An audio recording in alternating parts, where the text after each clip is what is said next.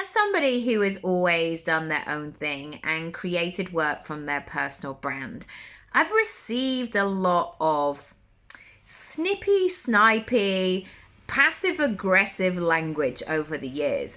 And I'm not coming to you as a victim or anything like that. I'm coming to you from I guess this is what it is, because sometimes people don't understand. And I also am coming to you as somebody who works around their children as well. And as a woman and as a mother, that brings some interesting language too of, oh, who's looking after the baby while you're here for like this hour? I'm like, their dad, often. I mean, occasionally it might be their grandparents, or they're at school or nursery or one of those things.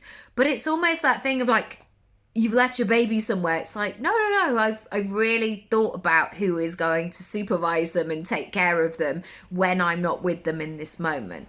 Or sometimes people will say this thing of like, how's your business? Are you still doing your business? It's like, no, I'm not anymore. I just decided I'm going to fly helicopters instead.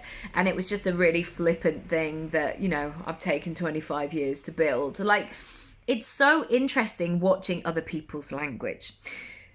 Some people will not think it's a real business because you don't have an office. Some people will not think it's like a real thing if you work online or if you work from home or if you have kids. Like, how can you do that? I mean, there's honestly, and the more you look out for it, the more you're like, oh my gosh, it's everywhere. I have learnt from my own experience and from working with hundreds of clients over the last 15 years is you got to make your business, your personal brand work for you. And sometimes that means having a business that you work on for 10 hours a week, which is a chunky amount of time to get some stuff done.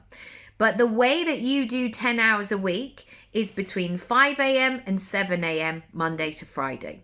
You are so strict. You're up at 10 to 5. You don't get dressed. In that 10 to 5, you're downstairs, you've made a cup of tea, and then you start.